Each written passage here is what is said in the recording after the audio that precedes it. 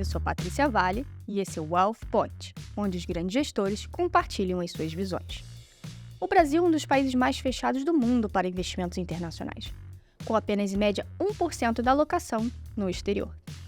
Juros altos, falta de educação financeira, regulação complexa, são grandes barreiras. Mas o cenário está mudando. Para falar sobre o processo de diversificação internacional no Brasil e seus desafios, convidamos George Kerr, Country Head Brasil, da Compass, e Daniel Celano, Country Head Brasil, da Schroders. Bem-vindos ao Wealth Point. Bom dia. Bom dia, obrigado pelo convite. Eu que agradeço vocês estarem aqui. Como eu comentei, o Brasil é um dos países mais fechados do mundo para investir internacionalmente. Mas já foi pior. Quando vocês começaram, já era pior do que é hoje. Então, queria que vocês contassem um pouquinho de como é que foi lá no início esse desafio de vocês falarem sobre investimentos internacionais e se ele mudou ou ainda é basicamente o mesmo de falar sobre investimentos internacionais hoje no Brasil. Daniel, você quer começar essa? Sim. Bom, acho que, na realidade, quando você pega bem lá atrás, a regulação era pior. Então, acho que a regulação avançou. Beleza, vamos olhar o ponto copo meio cheio, meio vazio. A regulação avançou.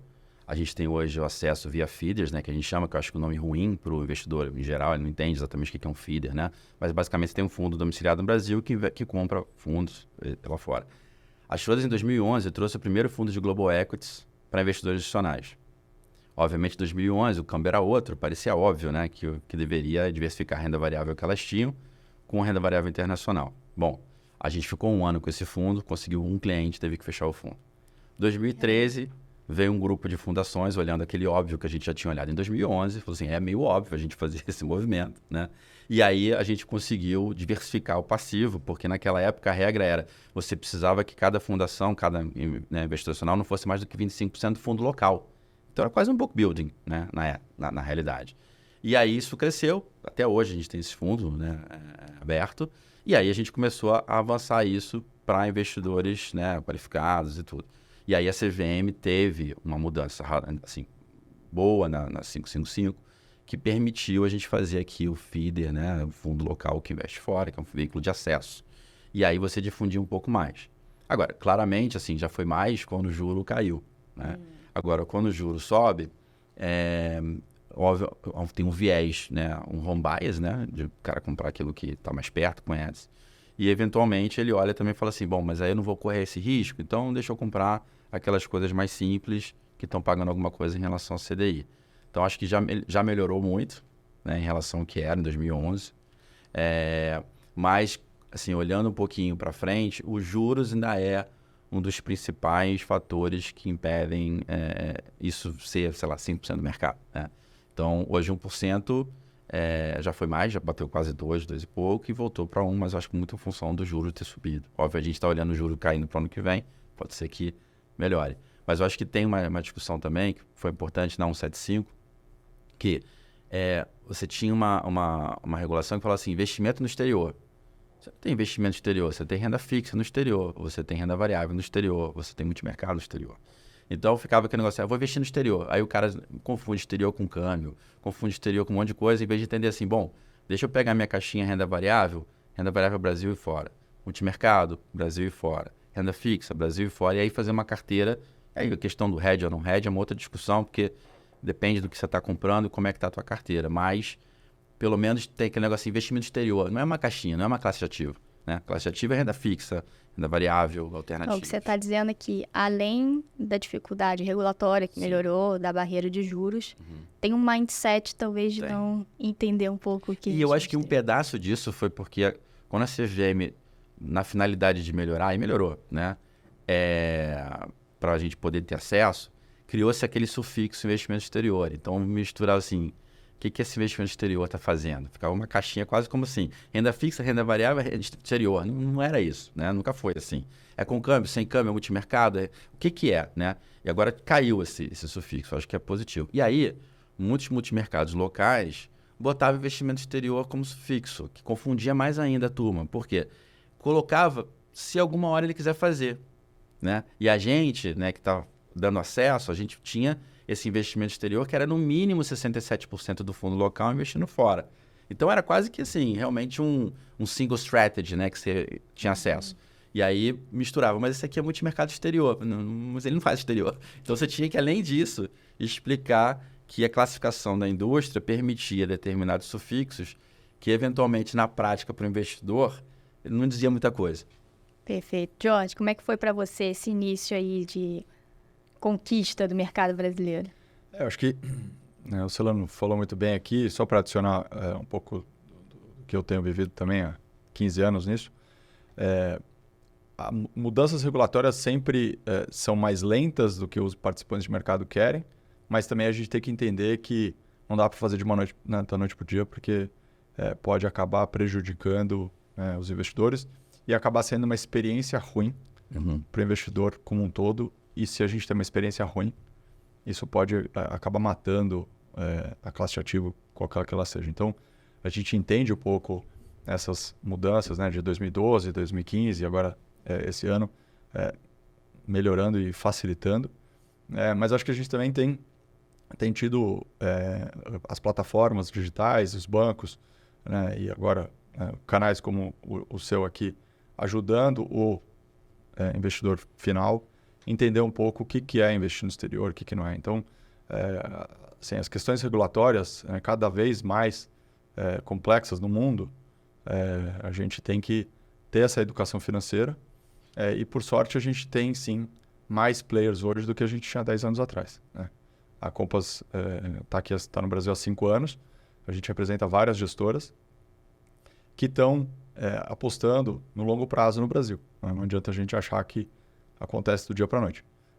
Mas também é um pouco frustrante, porque quando a gente conversa com alocadores, com investidores locais, fica esse mindset de Brasil offshore, né? E o offshore é uma categoria, né? Como o Celano falou.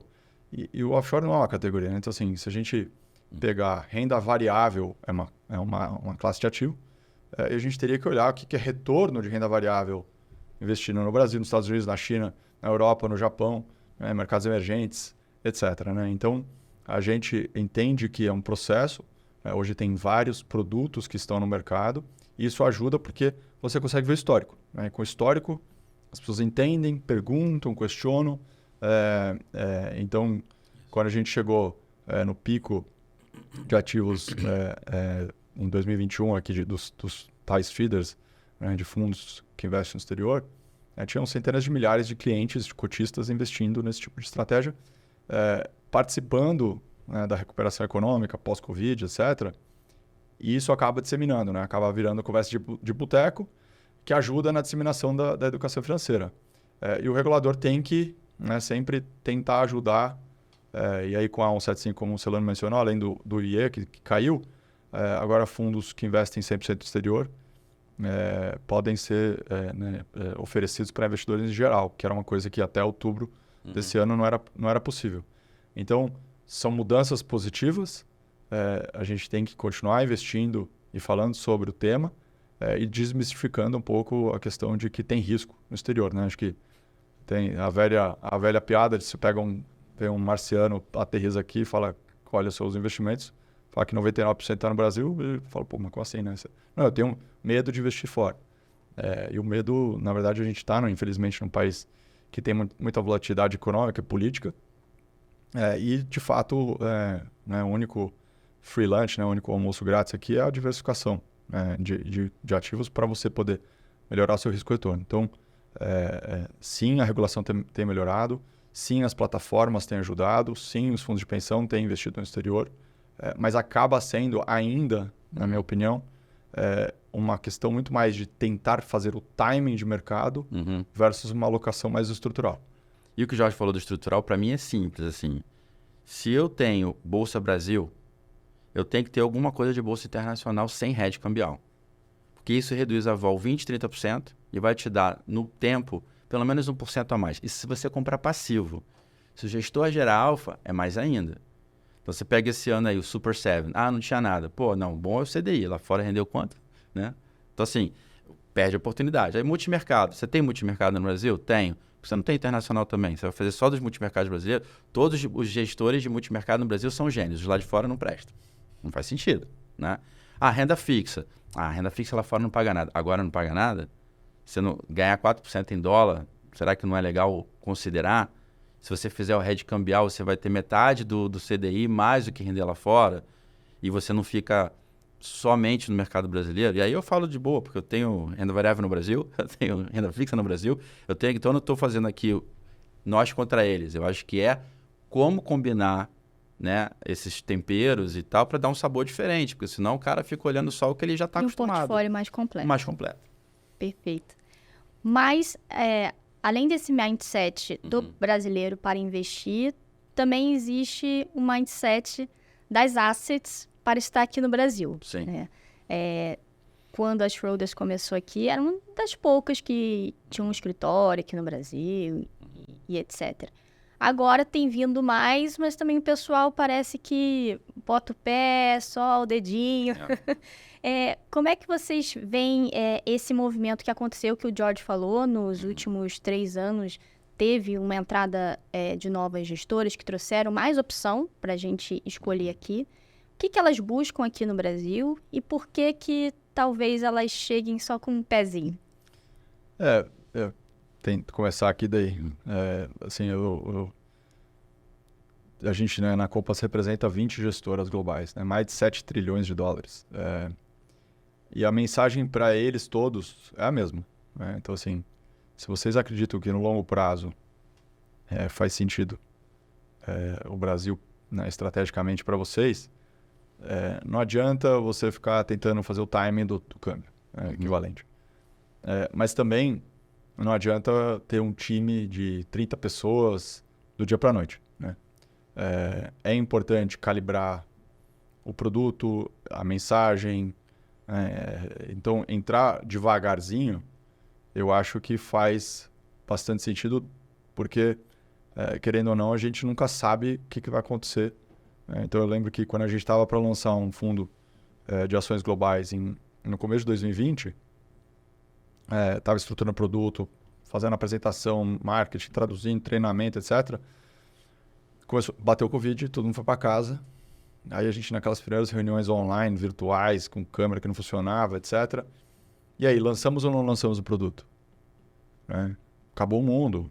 Né? E a gente acabou lançando um fundo dia 13 de março de 2020. E a minha mensagem lá foi: pessoal, eu não tenho a menor ideia aqui se o mundo vai acabar ou não. Eu acho que não. Né? Assim, mas, sem dúvida, eu não sei para onde o mercado vai, no curto prazo. Agora, no longo prazo, entendo que ações globais deveriam fazer parte de qualquer portfólio de qualquer investidor. Então, eu acho que a gente deve lançar. E a gente acabou lançando dia 13 de março. A gestora mandou um seed lá de fora, não sei o quê. E dia 23 de março, o mercado bateu o bottom, o Fed virou a mão, falou, não, vou injetar liquidez. O mercado rali pra caramba, subiu, sei lá, 50% em poucos meses. E se a gente tivesse ficado fora, né, a gente...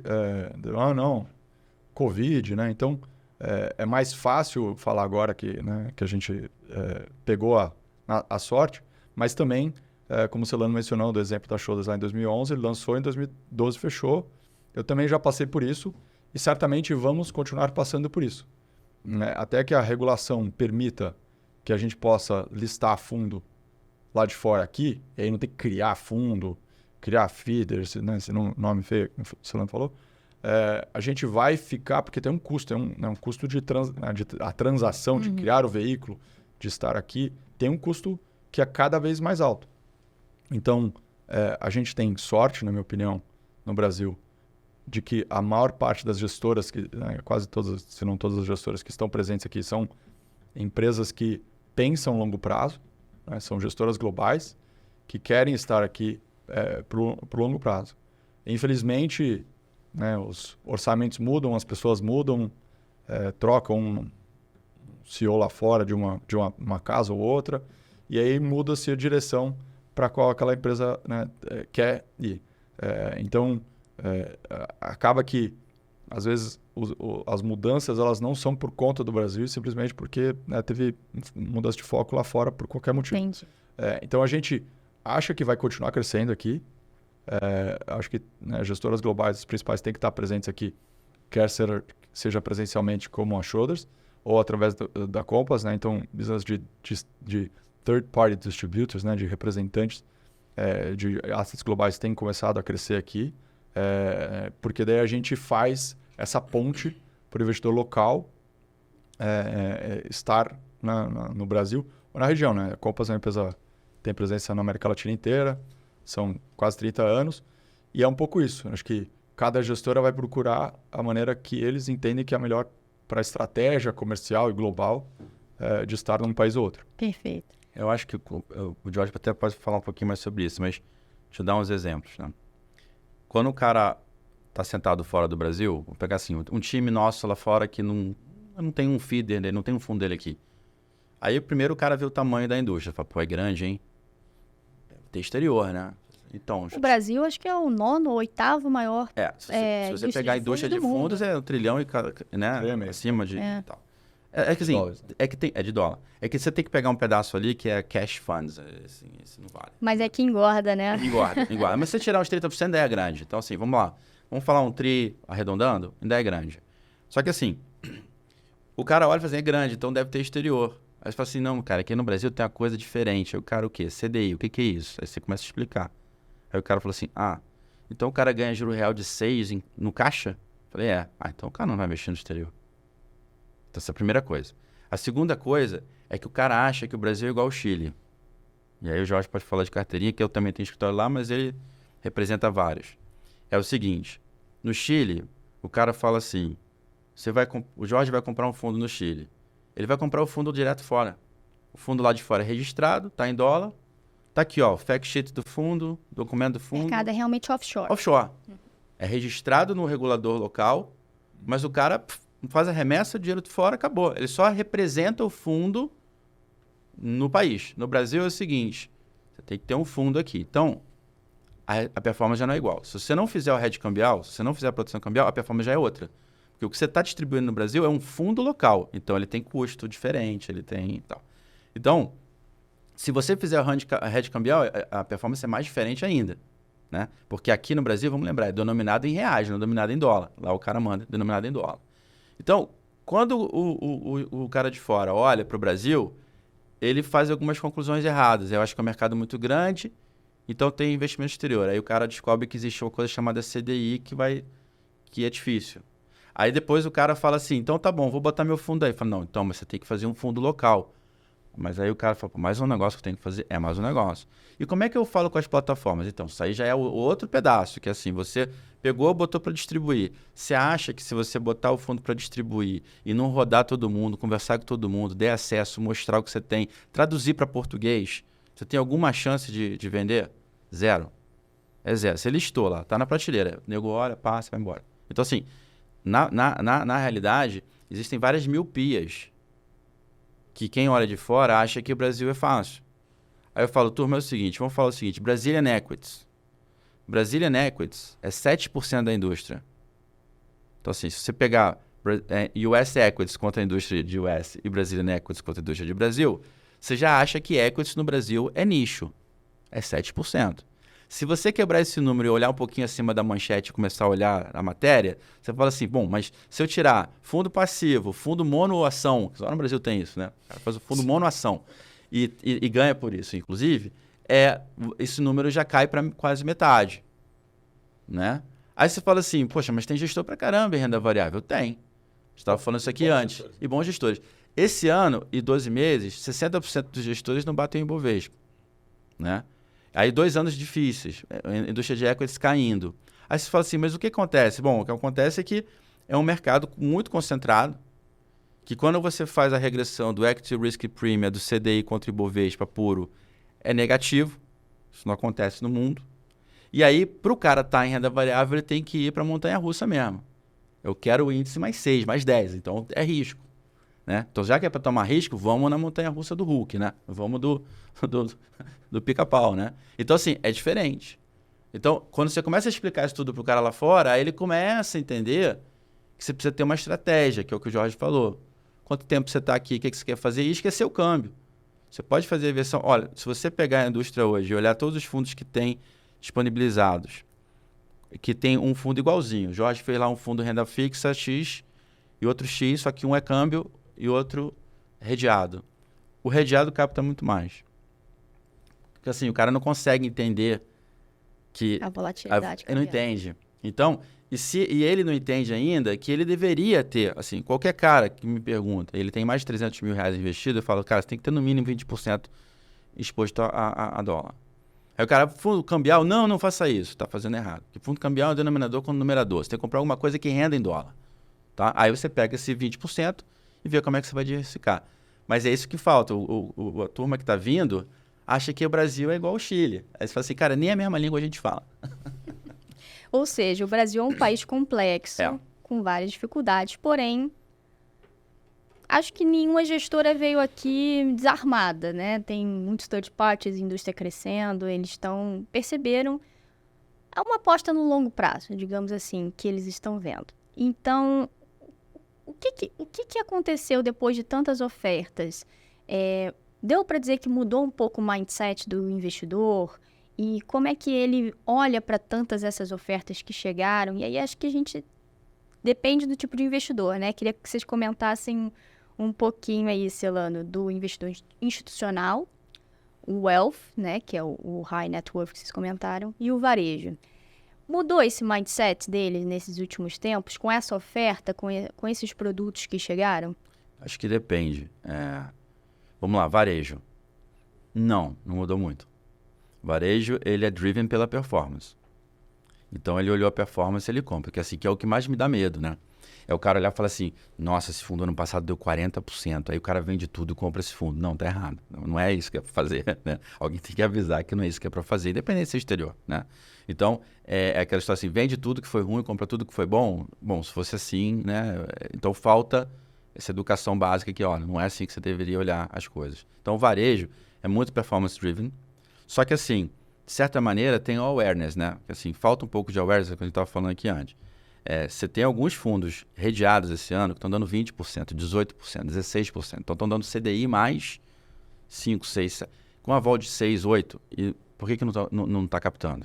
Porque não está nem no radar do cara. Porque comprou um monte de incentivada, vou fazer um de-risking, né? Faz a conta que o incentivado ele ganha aquele benefício do imposto. Então, assim, tem uma questão também de behavior. Mas é incentivado. Então, assim, às vezes você pega um negócio assim, mais ou menos, mas botou aqui incentivado, acho que tem um carimbo que passa, entendeu? Então, assim, isso também é uma coisa que deveria mudar. Então, eu acho que falta um pouco de awareness e falta aquilo que o Jorge falou no início, que é a questão estrutural, que, na minha opinião, é olhar as caixinhas, ações, renda fixa, renda variável, né, multimercado, e quebrar entre local internacional, estratégias, estilos e, eventualmente, alguma coisa exposta a câmbio lá fora que renda em dólar, novamente, né? Não que seja um fundo cambial, acho um fundo muito ruim. E aí você vai para o wealth. O wealth já melhorou. O wealth, até porque tem 30% fora, né? Então ele começa a comparar. Começa a olhar o que tem aqui, o que tem fora, vale a pena fazer aqui porque é mais fácil, faço lá fora. Eu queria a versão redeada, já conheço o fundo. Acho que o wealth andou um pouco mais, né? Até porque os gatekeepers que estão no wealth, eles estão mais com a cabeça fora do que os gatekeepers que estão no varejo. Os gatekeepers estão no varejo, assim, 90% do tempo do cara ele é fundo local, é oferta local, é lançamento local, é esse tipo de coisa. Do wealth já não é. Os gatekeepers do wealth, né, que servem esses clientes, eu diria que no mínimo 30% do tempo dos caras ou mais é olhando o que tem fora. E aí fora é alternativo líquido, bolsa, crédito securitizado, you name it, né? Pode ter um monte. Já os fundos de pensão, de novo, acho que melhorou, mas é assim, quero diversificação, quero longo prazo. Aí um ano que você tem o câmbio voltando 8%, então não está performando. We know it, né? Assim. Então, será que dá para fazer algum hedge? Aí a gente teve que, para alguns fundos que a gente tem alocação do cliente, não um fundo que compra somente um fundo, a gente começou a fazer hedge dinâmico. Então, assim, a 5,20, entendeu? Você faz um pedaço do hedge. A 4,90 solta, né? Então, a gente foi fazendo isso assim, em bandas, né? Mas nunca hedgeando mais que 50% do fundo, porque senão você perde o efeito da diversificação. Então, assim, perfeito. De 0 a 50, a gente entende que você pode gerenciar uma volatilidade e, eventualmente, poupar o cliente do momento em que o câmbio dá essa valorizada, né? O real aprecia tanto. Mas acima de 50 a gente não recomenda, a menos que o cara queira ganhar do CDI. Assim, você cortou a diversificação do teu check e falou assim, eu quero ganhar do CDI, aí beleza. Aí a gente está falando de outra coisa. Mesmo que eu compre os mesmos fundos, estamos falando de outra coisa, porque é outro objetivo de retorno. Então, eu acho que os investidores institucionais começaram a entender. Para ações, eles já entendem. Para ações, eles já sabem. A questão é se ele está com medo de ação global ou não. E, de novo, o que o Jorge falou. Estava com medo e aí esse ano voou. E eu estava com medo e voou. Entendeu? Ah, mas beleza, tira o Super 7. Tudo bem, ainda foi positivo. Não foi tão positivo, mas foi. Mas você estava fora. Porque o bom é o CDI. Né? Até não ser bom. Né? Porque a gente já viu isso. A gente já viu assim, os clientes institucionais que de-risk, mas para re-risk erram o timing. Se o cara está numa situação de solvência absurda, com surplus e tal, who cares? Ele está, eventualmente, tendo mais risk aversion, né? Mas quando o cara não está, e aí? Essa hora que ele... Então, assim, ter um pouquinho mais de estrutura. Se você olhar asset allocation, estudos de asset allocation, os clientes que mais ganharam depois da crise financeira global foram os clientes institucionais que eram obrigados a comprar. Eu tenho que ter 10%, que o Jorge falou, eu tenho que ter 10% em ações, ou 20% em ações. Caiu, ele compra mais. Ele compra na promoção. Né? E não fica na aversão a risco. Então, muita gente esse ano que falou, não, acho que vai dar um crepe lá fora, a Global Equities vai cair, vai ser horroroso, o mundo vai acabar. Né? Eu lembro que eu cheguei na X2 em 2008, e aí, 2008, né, o Cristo estava subindo, né? O Brasil estava voando. Tinha ganhado investment grade, né? Assim, eu estava felizão, né? Pô, tal. Eu tinha vindo, acabado de vir para São Paulo. 2009, a gente sabe o que aconteceu, né? Então, teve a crise financeira, 2009 o mundo ia acabar.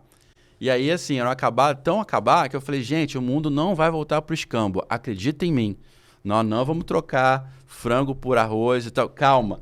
E aí, o mundo voltou. Mas, assim, a gente teve que mandar algumas pessoas embora globalmente na época, porque foi muito severa essa crise. Mas é o que o Jorge falou. Cara, eu não sei o que vai acontecer amanhã. Mas, olhando daqui a um horizonte um pouquinho maior, a gente tem um pouquinho mais de clareza de algumas tendências.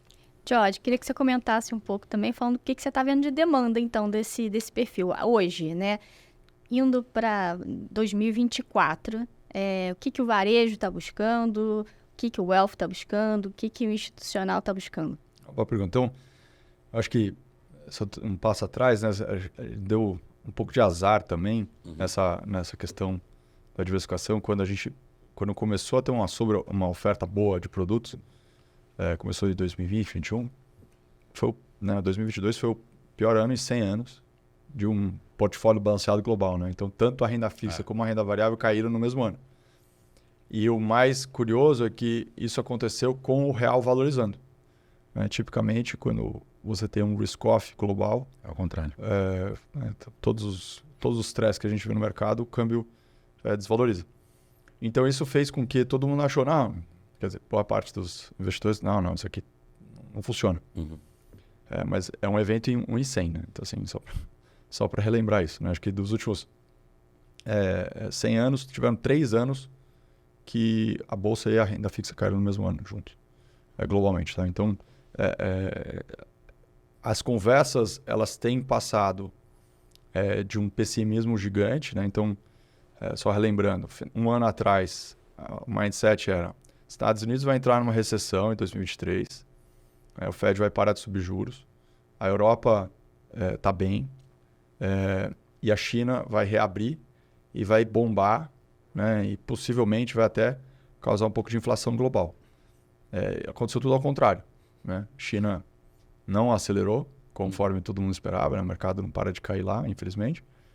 A Europa, que não iria entrar em uma recessão, está começando a ter um pouco de problemas. E os Estados Unidos está muito mais forte, pujante a economia como um todo, do que as pessoas, né, imaginavam. E aí, como consequência, que a Celana falou, tem fundo subindo 20%, 30%, 40%, feeders locais, né, os fundos em plataformas, etc. E a maior parte das pessoas está fora dessa festa. Né? Então, tem um estudo interessante da Fidelity, que é um wealth manager, plataforma americana, que eles fizeram uma análise dos melhores retornos em longo prazo de carteiras de pessoas físicas. E chegaram a uma conclusão que as melhores carteiras eram de pessoas que tinham morrido, porque elas não resgatam. Né? Então, elas alocam. É bem interessante. Então, Se ninguém tivesse resgatado, né, ano passado, teria possivelmente surfado, né? Mas isso é um pouco do que a gente tá, né? O nosso trabalho aqui é de falar de alocação, de pensar a longo prazo. Renda variável é um ativo que tem risco, independente da moeda, do país que você está investindo.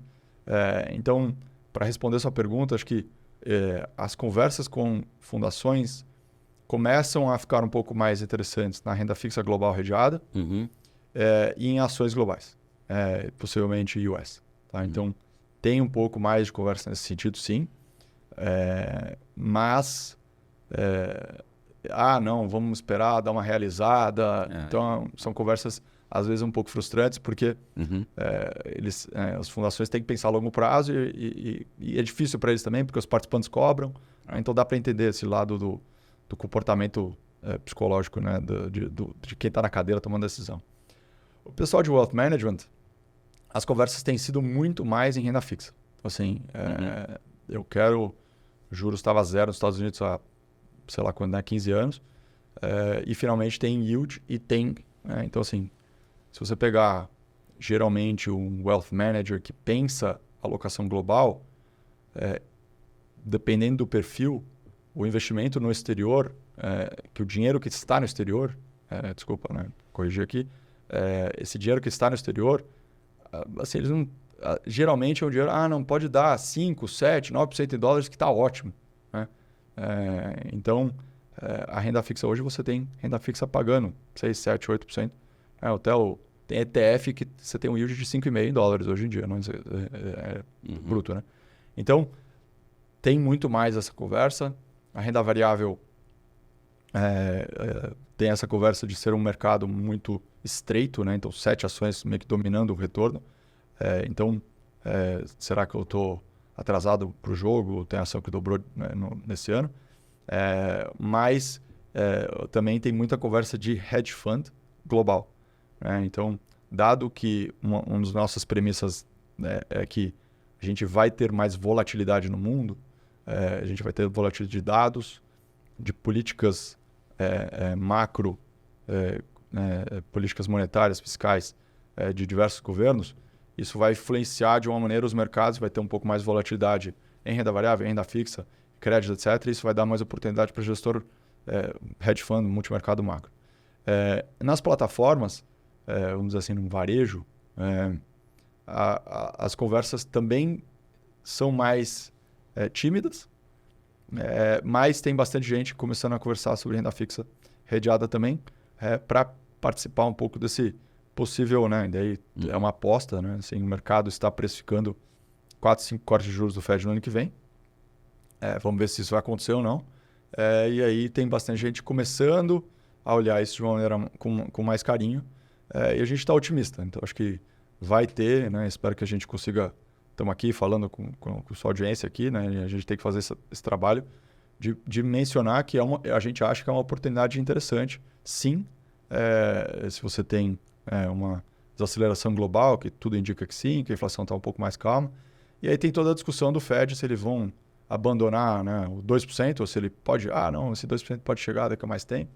E aí você pode ter um risk-on global e as pessoas têm que se posicionar. Então, depois, e obviamente que os juros caindo aqui ajuda muito, né? Então, se o juros chegar nos 9, 8, 9, aí essas conversas vão começar a acelerar mais. Mas só para dar uma ideia disso que o Jorge falou, eu lembro que quando o juro começou a subir aqui, né, e lá fora, como você falou, né, ano passado foi ruim, né, exatamente por esse evento, né? Você usava a renda fixa para ser um para-choque, né, um conforto ali, um cushion para a renda variável. E aí os dois caíram, e aí você olha um histograma de 100 anos, é o pior ano, assim, 100. E como o Brasil tinha andado na frente na parte macroeconômica já mais de 2 anos para cá, esse risk-off não contaminou aqui muito, assim, surpresa, né? A gente olhava o livro, o texto, não, o real vai desvalorizar.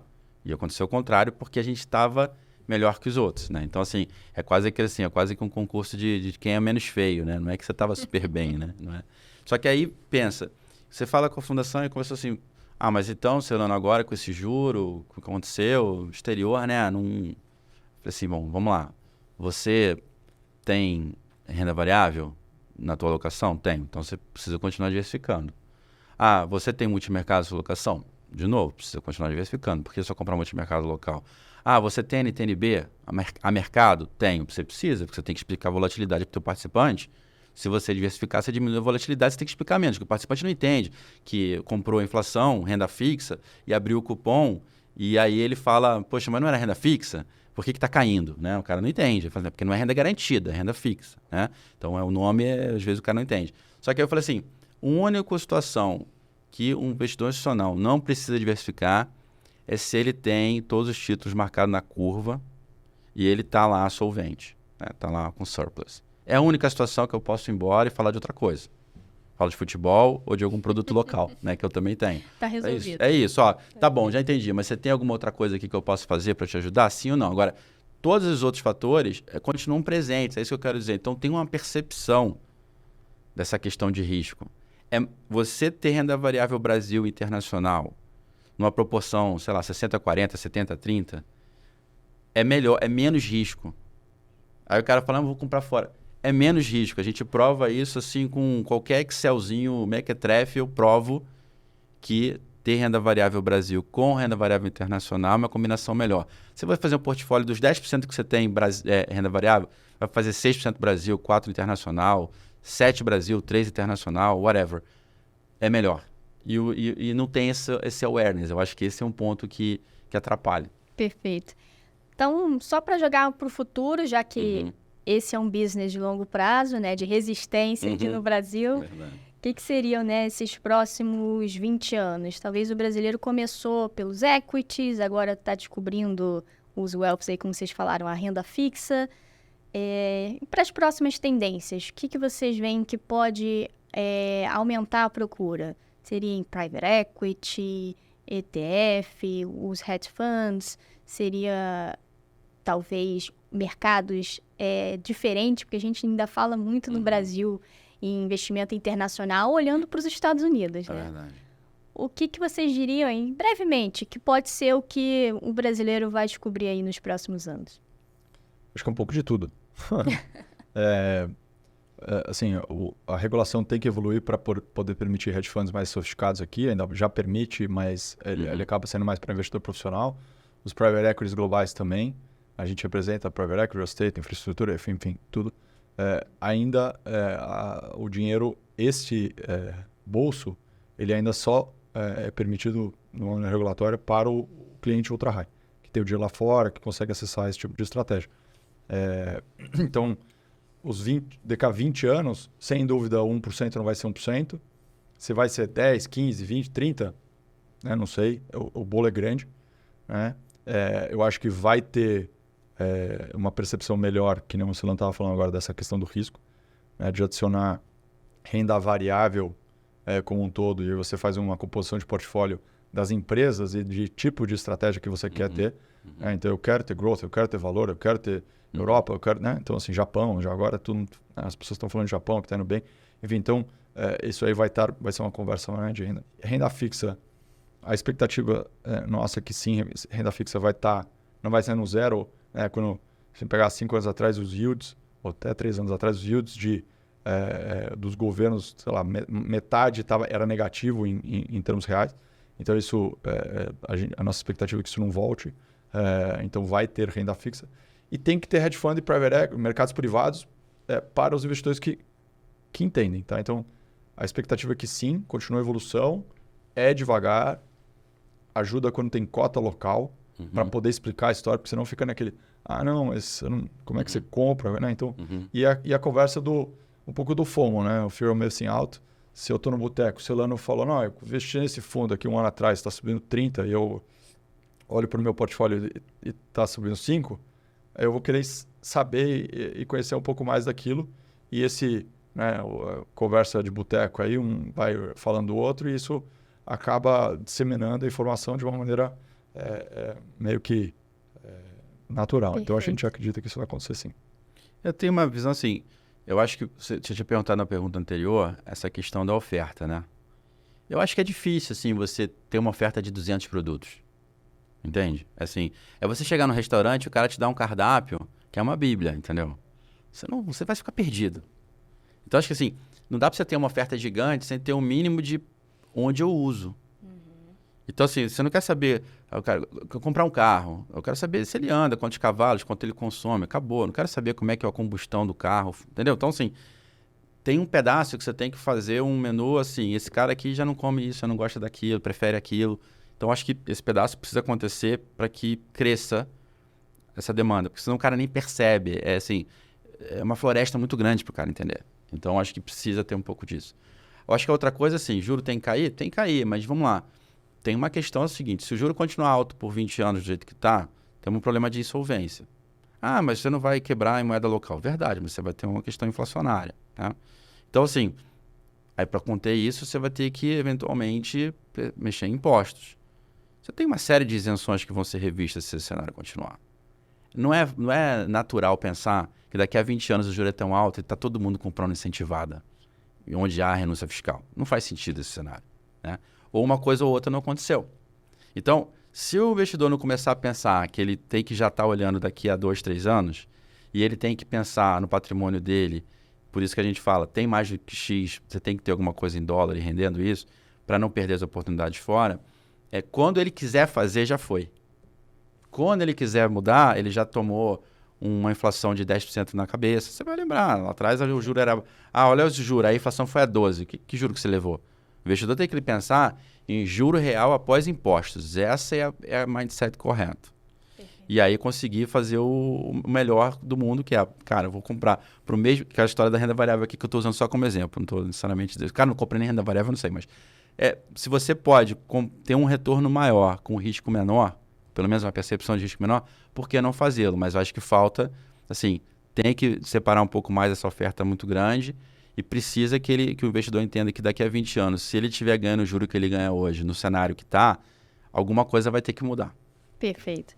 Então, chegamos ao final do nosso programa. Eu vou ter agora 2 perguntinhas rápidas para vocês, que vocês vão me responder com uma palavra e depois a outra com um número. Vocês já vão entender. Só isso. Não precisam elaborar mais nada. Tudo bem? Tudo bem.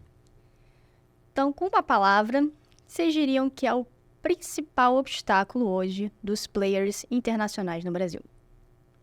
Juro alto. Educação. Educação. São os 2 que eu coloquei. E agora, com um número, queria que vocês pensassem em 2025. Quanto que pode ser a alocação internacional média no Brasil, que hoje está em 1%? Olha, eu chutaria 2,5%. Não dá para ser muito mais otimista, porque o juro não vai cair tão assim. 2025. Não vai cair tanto assim. George. Eu tenho um bom chute. Eu estaria aí entre 2 e 3 também. Perfeito. Não há um número, peço desculpas, mas... Eu gostaria de dizer 10, mas aí o juro teria que ser bem menor. O bom é que dessa vez a gente tem fundos, né? E tem veículos, e tem ETFs, e tem etc. que dão... que as pessoas conseguem acelerar isso aí. Então, vamos ver. As escolhas estão aí, né? Essas coisas estão aí. Olha, quero agradecer a vocês, George, Celanas, que o papo foi ótimo. E quero agradecer também a nossa audiência por estar nos assistindo. Esse episódio vai estar no site do Neofeed e também nas principais plataformas de streaming. Até a próxima.